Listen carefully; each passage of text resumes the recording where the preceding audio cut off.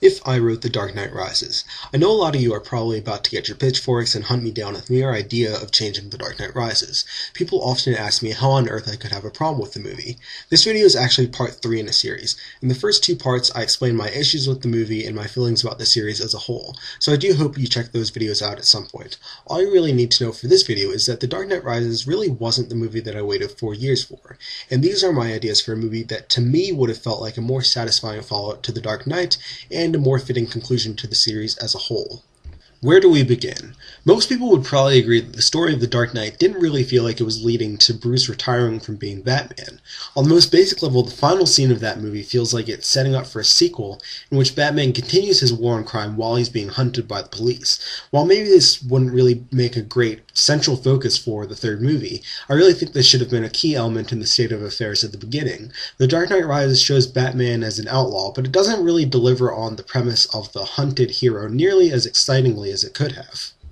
I would have begun the movie about 1 year after the events of The Dark Knight. The police have been hunting Batman this entire time, but have not managed to catch him. Most of the people in Gotham believe that Batman is an unstable murderer, and they're putting increasing pressure on the police to catch him. As time has gone on, they've gotten more aggressive in an effort to give the people what they want. Bruce knows that it's getting more dangerous to keep going out as Batman, but he doesn't stop. He tells himself that it's all about his mission, but he knows that there's another reason. He won't allow himself to be captured, but there's a part of him that doesn't care if he's killed. At the beginning of The Dark Knight, the 2 things that drove Bruce were his mission to end organized crime and his hope that one day he'd be able to settle down with Rachel. He loses Rachel, so the one thing keeping him going is his war on crime. With his hope for happiness taken away from him, Bruce's mission becomes an all-consuming obsession. He's still fighting, but he's absolutely miserable. Bruce has given so much, and he's lost the one thing that he really wanted for himself. Along with his sadness, there's an anger and bitterness with the way his life has turned out. Batman serves as an outlet for these feelings, but when negative emotions are the only thing fueling a person like Bruce Wayne, there's a noticeable change in the way he operates. He's reckless and excessively brutal. There's a line that Alfred says in Batman Begins that perfectly sums up my idea for Bruce's state of mind in the first part of this story. You're getting lost inside this monster of yours. Bruce harnesses fear, anger, and darkness to create the monster of Batman in order to fight criminals, but he's always kept himself in check and never fell off the deep end. What if after all the pain and loss, Bruce started to lose his humanity and let the monster take over? This is a Batman teetering on the edge. He's more dangerous than ever, and he just might have a death wish. Bruce's self-destructive behavior culminates in a police chase in which he sustains a serious gunshot wound. In terms of drama and intensity, it would feel a lot like the chase scene from Batman Mask of the Phantasm. Bruce narrowly escapes and makes his way home. Alfred tries to attend to his injuries, but he knows they require someone with abilities beyond his own. Bruce needs to go to a hospital, but he refuses. Police know that Batman was shot and will be looking for someone of his description with a serious gunshot wound. Batman is the one thing that drives Bruce. He would rather die than have his life saved and not be able to continue his mission. Alfred understands this and decides to call on an old friend, Dr. Leslie Tompkins. She was a mentor to Bruce's father and knew Bruce as a child. She's concerned for him and wants him to stop being Batman, but Bruce is determined to continue. After she sees how important his mission is to him, she makes a compromise. Bruce must take a hiatus from being Batman long enough to fully recover from his injuries. If he goes back to being Batman before Dr. Tompkins determines that he's ready, she will reveal his identity to the police. Alfred is in agreement and promises to tell her if Bruce does not comply. With no real choice, Bruce gives up being Batman, leaving him in a state somewhat similar to how we found him at the beginning of The Dark Knight Rises. He's lonely, depressed, bitter, and hopeless. The road to recovery. With Bruce unable to be Batman, Alfred takes this opportunity to try to get Bruce to see what life can be like when it's not completely consumed by his war on crime. Bruce is stubborn and just wants to bide his time until he can go out again as Batman, but Alfred persists and eventually convinces him to attend a Wayne charity convention. The evening's entertainment is the famous Haley's Circus. Bruce watches in shock as a young acrobat named Dick Grayson loses his parents. The surroundings are different, but this horrific moment feels startlingly similar to the loss Bruce suffered many years ago. He sees the look of helplessness on Dick's face, and for the first time in a long time, Bruce is taken outside of his own pain. Bruce decides that he has to help this boy however he can. This scene marks a crucial turning point, both in the plot of the movie and in Bruce's emotional journey. The trilogy has always been focused on Bruce's story, so it may seem odd to put so much emphasis on Dick Grayson's story in the conclusion. However, the way I see it, if you tell the story of Dick Grayson properly, it's also a meaningful and essential part of Bruce Wayne's story. My vision of Robin in the story is that Dick and Bruce come into each other's lives when they need each other the most. Caring for Dick helps Bruce to rediscover his humanity and prevents him from becoming completely lost in the monster of Batman.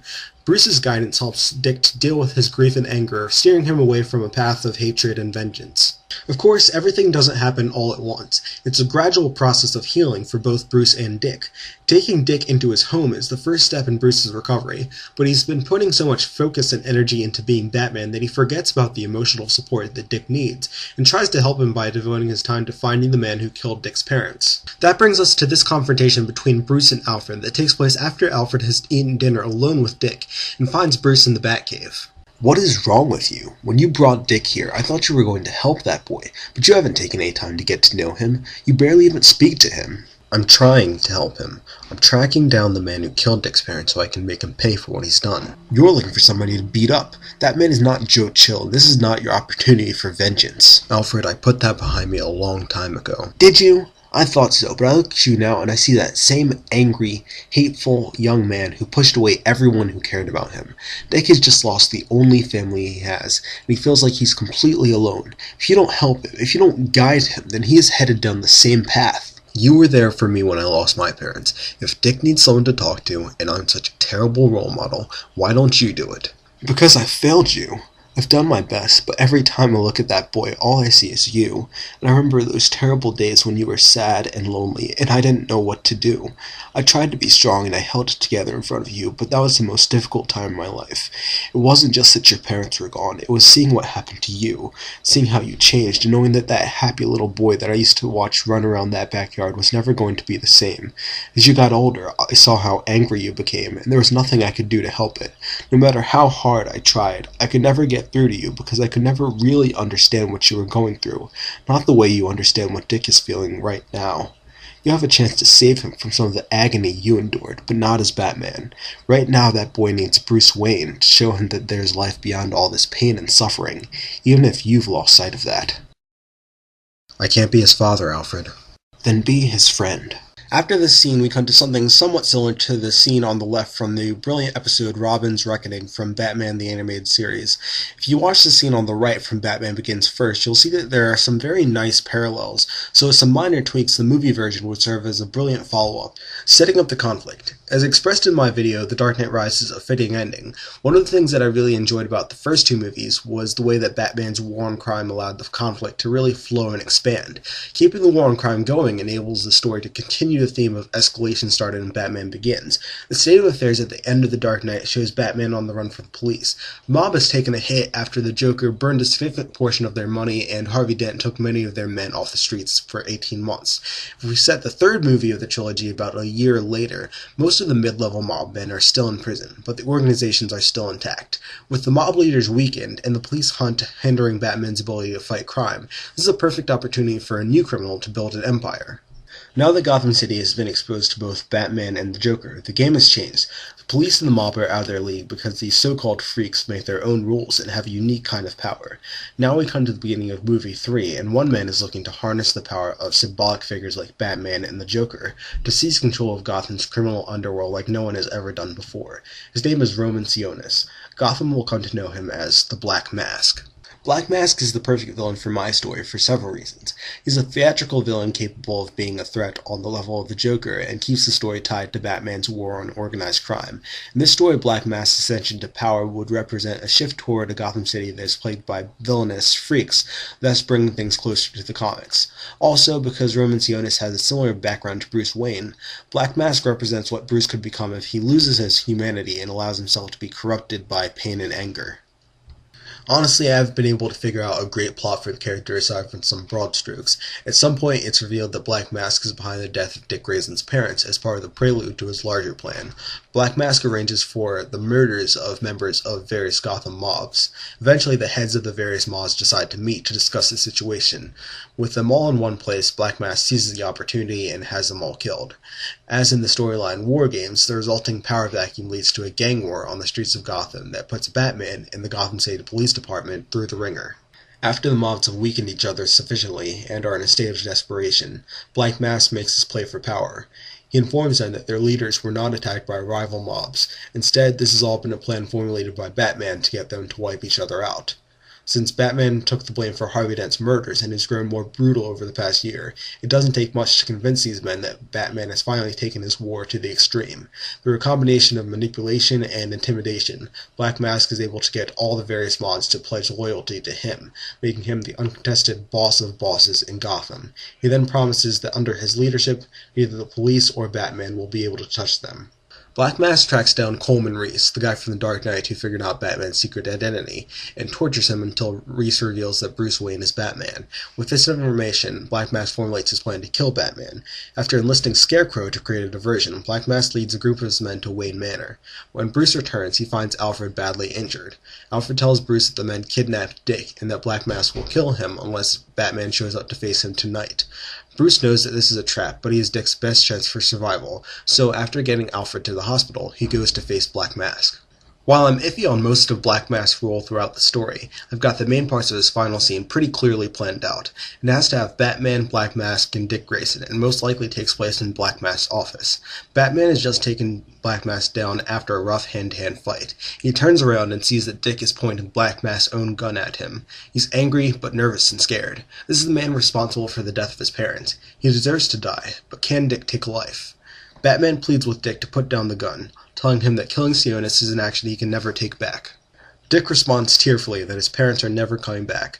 Batman tells him that he understands that he's in pain, leading Dick to yell, "How could you?" Batman takes off the cowl, revealing his identity to Dick, and in the voice of Bruce Wayne, says, "Because I've been there. I know what it's like to hurt so badly that you want to hurt someone else, and he deserves it, but you're better than this. You're better than him. Killing this man won't make the pain go away. You'll only be lowering yourself to his level. That's not the man your parents raised you to be. Please, Dick, if you won't listen to me, think. What would they want you to do?" Dick stands there with the gun pointed at Black Mask, hands trembling for a few moments. Then he falls to his knees and begins sobbing. Bruce kneels down, takes the gun away, and embraces the boy, telling him that it's okay and that he did the right thing. Commissioner Gordon's role. Throughout this movie, Gordon has to struggle between trying to steer the police away from hunting Batman and trying to avoid having suspicion cast upon himself. He knows Batman is doing good for the city and wants to help him, but he can't easily communicate with him anymore. Everyone already knows that he was involved with Batman before, so any hint that he's still working with him would land him in deep trouble. He has to keep everyone convinced that he's actually trying to catch Batman. The whole situation is putting a lot of stress on him and making his life difficult. Both he and Batman are having a really hard time, so I think at some point they'd take it out on each other and have a big argument. By the end, they reconcile and the relationship pretty much goes back to its normal state. Somehow, Batman needs to regain the respect of the city, and the hunt needs to end, but I'm not quite sure how I'd have the truth come out about Harvey Dent's crimes. For Batman and Jim Gordon's final scene together, I would adapt a scene from Batman Year One. In this scene, altered for the movie, the police are coming to the location of Batman's climactic confrontation with Black Mask. Bruce is unmasked, and Gordon, who has arrived ahead of the others, can clearly see who he is. For some reason, his glasses have fallen off. Gordon looks Bruce right in the face and tells him, "You know, I'm practically blind without my glasses." They exchange a smile that shows that they've transitioned from allies to friends. Bruce turns to leave, but stops, looks over his shoulder, and says to Gordon, "I never said thank you." Gordon smiles and replies, "And you'll never have to." Bruce runs off, and Gordon stays back with Dick to wait for the rest of the police to show up. Their final words to each other are a refrain of their lines at the end of Batman Begins with the roles reversed. I think it would be a nice touch. After a few brief scenes, including the restoration of the bat signal, that tie up loose ends regarding the state of affairs in Gotham, we come to the final scene, which takes place at Wayne Manor. Alfred has been released from the hospital, and Bruce comes to his room to speak with him. Alfred is smiling as he looks out the window and watches Dick playing in the backyard with a little black puppy, who they've decided to call Ace. Bruce tells Alfred that he thinks Dick is going to be alright. Alfred agrees and commends Bruce on what he has done for Dick. Bruce replies with something like, "I've learned from you that one person who cares can really make a difference." Alfred tells Bruce that he's glad he feels that way, because he's taken the liberty of arranging a date for Bruce tonight. Bruce chuckles, shakes his head, and says, "After all this time, you still haven't given up on me." To which Alfred replies, "Never. As the saying goes, difficult things take a long time, impossible things take a little longer."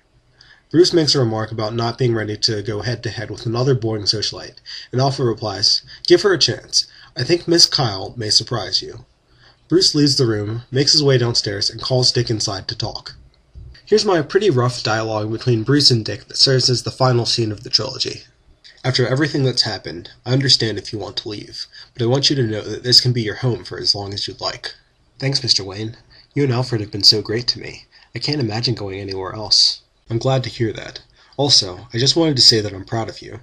Pain and anger can make people do terrible things, but you were able to rise above that. It still hurts, though. I still miss them. I know. That pain never really goes away, but in time it gets easier. I've learned that you can't cling to the past so tightly that you never move forward and see what life has to offer. Remember the ones you loved, and honor them by living a life that they would be proud of. That's what Batman is for? Yes, that's what Batman is for.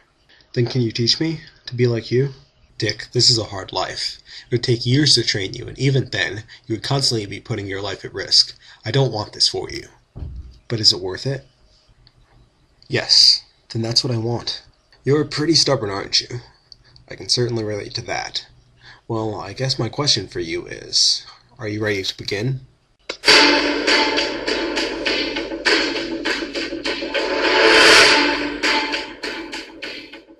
Bruce's final words are a refrain of Ra's al Ghul's line near the beginning of Batman Begins. Rather than serving as the ending of Bruce's story, this finale is the ending of the beginning. It feels very fitting to conclude the story with Bruce completing his journey from student to master, and stepping into the role of mentor as Dick Grayson begins his own journey. Each movie in the series has ended with the revelation of the title. I believe Shadow of the Bat suits my story in multiple ways. It can be taken as a reference to Roman Sionis, who is a dark reflection of Bruce Wayne, as well as a reference to the inner darkness that Bruce struggles with. The title can also be taken as a reference to Dick Grayson, who as Bruce's student will follow or shadow him.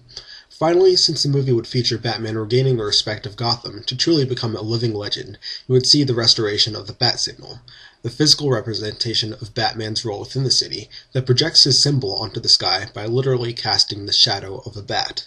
Thank you very much for watching If I Wrote The Dark Knight Rises. I hope I've been able to advocate for my alternative stories somewhat convincingly. If you thought I had some decent ideas, please check out the more extensive written version because I explain the reasoning behind a lot of my ideas much more thoroughly there. If you like what you saw, please like, comment, subscribe, and tune in next time.